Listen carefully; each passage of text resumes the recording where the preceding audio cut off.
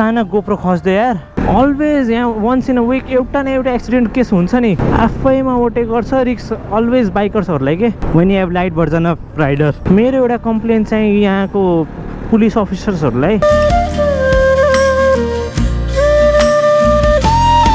So hey guys what is up welcome back to a new blog of Anjan rides अनि आजको blog सुरु हुँदैछ जनकपुर धामबाट अनि बेसिकली हिजो राति चाहिँ हामी आएको थियो जनकपुर अलिअलि घुमाएको थियौँ अनि त्यही बडी फुड ब्लगिङ एक्सप्लोर गराएको थियौँ आज चाहिँ हामी जाँदैछौँ जानकी मन्दिरलाई अलि घुम्न होइन भित्रबाट हिजो चाहिँ मेरो मन कस्तो त्यो उता मान्छे भयो सबै ठाउँमा होइन बाहिर मान्छे सुतेर हेरेर कस्तो त्यो चित्त दुखाएको थियो सो होपफुली अहिले चाहिँ हुन्न होला सोच्दैछु आजको राइड चाहिँ हामी हिलेसम्म गरौँ हिले भनेको हाम्रो धरानभन्दा माथि भेटटार हुँदै हिले जानुपर्छ त्यो ठाउँ चाहिँ एकदमै चिसो रहेछ एक दिन गर्मी एक दिन चिसोसँग बसेर खै काठमाडौँमा चिसो थियो जनकपुरमा गर्मी छ फेरि अब हिले जाँदाखेरि चिसो हुनेवाला छ मेरो दिमागमा के चल्दैछ भनेपछि बिस्तारै होइन पूर्व सकाएर पूर्वको हरेक ठाउँ सकाएर म चाहिँ उता मेचीनगरसम्म पुगौँ किनभने हाम्रो मेची टु महाकाली राइड छिटै आउँदैछ जुन चाहिँ मैले 24 आवर्स टु 30 आवर्सभित्र कम्प्लिट गर्न खोजिरहेको छु म चाहिँ सोच्दैछु मेची टु महाकाली गर्नुभन्दा है यता पुरै ब्लग सकाइदिउँ किनभने एकैचोटि इस्ट टु वेस्ट हाइवे समात्दै हामी निस्कौँला कतै नरोकिकन अनि अब चाहिँ कुरा यस्तो कि मैले भर्खरै उठेँ फ्रेस त भयो तर प्याकिङ गर्न पुरै बाँकी छ राति चाहिँ भिडियो एडिट गर्दै थिएँ यो एडिट गर्दै रेन्डरमा राखेर म सुतिसकेको थिएँ अब म चाहिँ केही दिन डेली ब्लगिङ गरौँ भनेर सोचिरहेको छु भोलि तपाईँहरूलाई मनपर्छ यहाँ चाहिँ अब 12 बजेको चेकआउट टाइम रहेछ अनि अहिले चाहिँ अलमोस्ट 8 बज्न लाग्यो सो अब चाहिँ यहाँबाट अगाडि चाहिँ जानु पर्यो किनभने हामीले धेरै तवाईमा हुन्छ यार इस्ट वेस्ट वेयर कमिङ यतिमै पङ्खा बन्द गरेर मलाई पुरा गर्मी हुन थाल्यो सो म चाहिँ पङ्खा चलाउँछु अहिले चाहिँ जानकी मन्दिर यस्तो देखिन्छ बिहान राति आउँदाखेरि त मलाई साँच्चै कस्तो फिल भएको थियो होइन यहाँ मान्छेहरूलाई हेरेर हाम्रो भाइ छ यसले चाहिँ हामीलाई जानकी मन्दिर घुमाइदिने कुरा गरेछ यहाँ कति बसेको म 6 वर्षदेखि बसेछ भाइले चाहिँ आएको थियो अनि दाइ हिँड्नु म जानकी मन्दिर घुमाइदिन्छु भनेर आएछ सो उसले चाहिँ हाम्रो लागि यति गरिदिरहेछ है धन्यवाद भाइ अहिलेको सन इफेक्टले गर्दा है यस्तो राम्रो देखिरहेको जानकी मन्दिर राति त के नै भन्ने तर यसको चाहिँ दिवाली टाइममा लाइटिङ जुन हुन्छ नि बब्बाल हुन्छ कि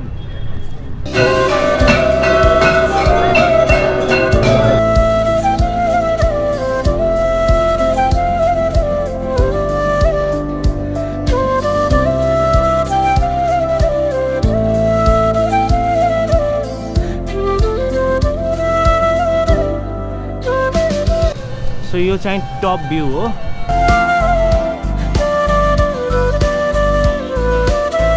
₹15 चाहिँ त्यति मात्र भेटिनु भयो है त्यही अन्डरग्राउन्ड हो अलि फोटोहरू छ म्युजियम टाइप छ यस्तो तपाईँहरूले हिस्ट्री मनपर्छ भने ज्यादा हुन्छ त्यही आफ्नो रुचि छ भने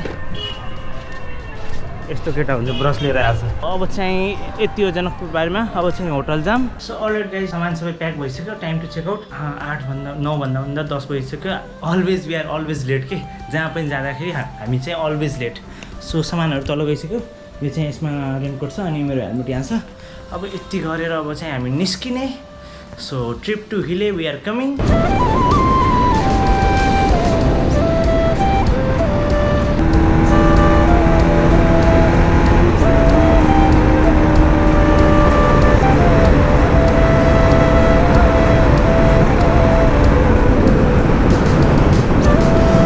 अनि गाइज अहिले चाहिँ हामी कुन जग्गा पुग्यो सप्तरी अहिले चाहिँ हामी सप्तरीमा छौँ अझै इटहरी 80 किलोमिटर जति छ बाप्रे घाम यहाँको सहनै नसक्ने यार म किन आए जस्तो भइरहेछ कि यस्तो गर्मी छ काठमाडौँतिर होइन चिसो भएर मैले भने ल तराईमा पनि चिसो होला तर यहाँको गर्मी इट्स लाइक भोल्क्यानोमा हुन्छ नि सुसाइड गर्ने जस्तो हो क्या बाइक पनि यस्तो हिट भइरहेछ गर्मीले गर्दा झन् जति चलाएको छ नि त्योभन्दा बढी त बाइक हिट भइरहेछ हाम्रो अनि एउटा कुरा है गाइस तपाईँहरूले हामीले हेर्नु पनि भएको छ भने क्यामेरा छ भनेर हाम्रो अगाडि स्टन्ट गर्दै नआउनु के त तपाईँहरूले त्यो स्टन्ट गरेको पनि कुनै फाइदा छैन हामीले क्लिपमा राख्ने होइन कतै कि ऊ कति कुल हुनुहुन्छ भनेर बरु बिस्तारै चलाउनु होइन भेट्नु छ भने हानिदिनु हामी रोकिदिन्छौँ त्यस्तो छैन हामीमा इगो के भेट्ने यिनीहरूसँग भनेर होइन so please it's my request कि तपाईँहरू अब त्यो स्टन्टहरू नगर्नु क्या मलाई एकछिन डर लागेको के हुन्छ भनेर एउटाले त झन् के भन्छ ओभरटेक गर्दाखेरि उताबाट गाडी आएको थियो झन्डै मरेर बस्न आँट्यो कि so please ride safe guys. अनि फाइनल चाहिँ हामी कोसी ब्यारेज पुग्यो।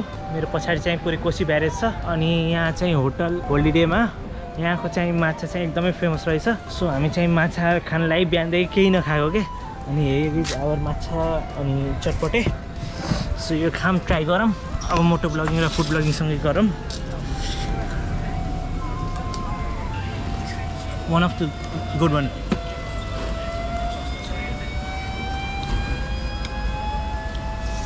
एम्बुलेन्स छ, प्रे गरिदिउँ भनेको। आफ्नो मान्छे पनि हुनसक्छ है, एम्बुलेन्स भएमा साइड दिनु। यहाँ चाहिँ इन्जिनमा अलि मोबिल कम भएको थियो, भाइले चाहिँ त्यही राखिदिरहेछ। हामीले चाहिँ एक्स्ट्रा क्यारी गरेका थियौँ कि यत्रो ठुलो राइड गरेर छौँ, केही भयो भने भनेर हामीले चाहिँ पहिल्यै प्रिकसन्सहरू राखिरहेछौँ। चाहिँ इन्जिन ओइल राख्नु पऱ्यो।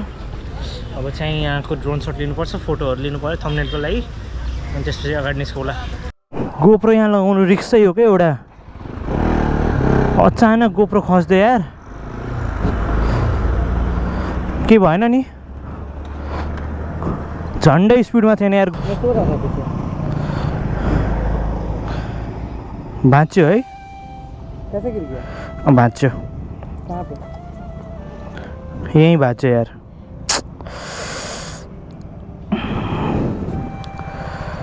No more options. हाल्दै थियो होइन, अनि यस्तो झर्छ पुरै भाँचेर। मेरो त एकछिन सातो गयो यार। कि ट्रकहरू झन् ट्रकमा ट्रक थियो क्या पछाडि, मैले रोकेँ, सब ट्रक रोक्नु पऱ्यो यार। अनि भाइ जुन म त यस्तो सातो गयो क्या एकछिन, ल अब गयो गोप्रो, सक्यो कहानी भनेर सोचेँ, तर झन्डै केही भएन यार। त्यो केस लगाएको थियो माथिबाट। So it was all protected, all good to go. मलाई डाउट लागिरहेको थियो कि यो माउन्टहरूमा यस्तै हुन्छ कि टुयुको माउन्ट चाहिँ यस्तो खतम हुन्छ, बिचबाटै भाँचिदिन्छ। When you have light version of rider, speed 40-50 को छ, लिन गरेर चलाएको ठिकै छ। अरे राइडर फ्रम रत्न पार्क, आफ्नै दिनमा छ केटो। सो महेन्द्र हाइवे चाहिँ एक्सपान्ड हुने कन्डिसनमा छ। मैले सुनेअनुसार they are going to make this road as a 6 lane road. यो भएपछि त एक्सिडेन्ट एकदमै कम हुन्छ अनि ओभरटेक त नगर्नुपर्ने होला। त्यो यो मलाई जहिले यो बाटो आउँदा यस्तै रिग्रेट हुन्छ कि यो बाटो यस्तो साँगुरो किन छ यार भनेर। आफैमा ओभरटेक गर्छ, रिक्स अलवेज बाइकर्सहरूलाई के। गाडी त कन्ट्रोल हुन्छ एउटा लिमिटसम्म, तर बाइक त अलिकति नि कन्ट्रोल हुँदैन। स्पिडमा छ भने उताबाट ओभरटेक गऱ्यो भने हामीले के गर्ने। अनि road is like completely worst condition. अरे यार यस्तो बनाइदिएछ नि बाटो। आई एम नट स्योर कि 24 hours is enough to complete Mechi to Mahakali ride यार। 270 किलोमिटर हिँड्नेवाला छौँ। अलमोस्ट हामी हिँडेको 10 बजे, 2 बजेसम्म अझै हामी इटहरी पुगेका छैनौँ। अहिले चाहिँ हामी कोसी ब्यारेज पनि पुगेका छैनौँ। अनि I don't know why people of this road don't wear helmet यार। आफ्नो सेफ्टीको लागि हो, लगाउनु पर्छ। म्याक्सिमम् मैले मान्छेहरूलाई हेरेँ होइन, यता चाहिँ हेलमेट लगाउनै गर्दैनन्। मेरो एउटा कम्प्लेन चाहिँ यहाँको पुलिस अफिसर्सहरूलाई, लाइक यहाँ चाहिँ चेकिङ छँदै छैन कि। त्यो मैले यति ट्राभल गरेँ है यहाँसम्म अहिलेसम्म, आई डिडन्ट फल इभन इन वान चेकपोस्ट। जति चेकपोस्ट छ त्यहाँ लाइक चेकपोस्ट छ तर मान्छे छैन। नेपाल सरकार के हो, एटलिस्ट चेकिङ त हुनु पऱ्यो नि यार। यहाँको मान्छेहरूले त यति कन्फर्म छ कि चेकिङ भए पनि म यसलाई फोन गरिदिन्छु, त्यसलाई फोन गरिदिन्छु, 2-4 जनालाई भित्र हाल्ने यार, आफै थाहा हुन्छ। यिनीहरूलाई आफै हेलमेट लगाउनु थाल्छ। अलवेज यहाँ वन्स इन अ विक एउटा न एउटा एक्सिडेन्ट केस हुन्छ नि। लेफ्ट चाहिँ धरान, राइट चाहिँ इटहरी। सो राइट जाने है, फक अफ। सो गाइज अहिले चाहिँ पानी पर्न लाग्यो। अनि अहिले चाहिँ हामी इटहरीमा छौँ, इटहरीमा पानी परिरहेछ। हामीले सोचेको थियौँ धरानतिर तानौँ बाइक, तर धरानतिर जानुभन्दा राम्रो हामीले बेटर लाग्यो कि विराटनगरतिर जाने, किनभने विराटनगर नजिकै पनि छ अनि साथीहरू पनि छन्।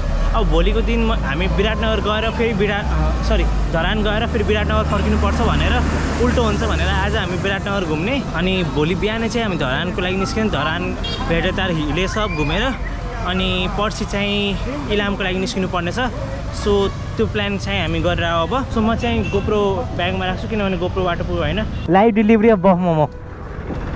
हेलो अरे सब देख रहा है यार। Hello I am blogger. Hello hello, big fan. Okay okay big fan. सबैले हेर्नुहोस् यार। अनि गाइज यहाँ चाहिँ हाम्रो सब्सक्राइबरहरू हामीलाई भेट्न आउनु भएको छ चिन्नु यो हाम्रो सब्सक्राइबर नम्बर 1 सब्सक्राइबर नम्बर 2 उहाँहरू चाहिँ हाम्रो लास्ट ठुलो फ्यान हामीलाई फोन गरेर ठुलो फ्यान कुरै छोड्दै दो हैन उहाँहरूले हामीलाई चाहिँ फोन गरेर भोलि अन्सको के हुन्छ त्यसलाई बनाएर मलाई उहाँहरू चाहिँ यति मेरो ठुलो फ्यान के मलाई काठमाडौँबाट आउँदै थियो विराटनगर आउनु न प्लिज हामीले भेट्न कुछ अच्छा बोल रहा था ये बहुत असली इंसान है सो जोक बिसाइड गाइज यहाँ चाहिँ हाम्रो हेडलाइटको अलिक प्रब्लम आएको थियो प्रब्लम आउनु भन्दा पनि फग लाइट अलि हाल्नु परेको थियो फेरि अब हेडलाइट बनाउनु पऱ्यो तपाईँहरू निस्किनु काम छैन अब फेरि टाइम लाग्ने भयो ल गाइस अब हामी जान्छौँ है अन्जन गाइस ल यो चाहिँ अलि लाइटको समस्या परेको थियो किनभने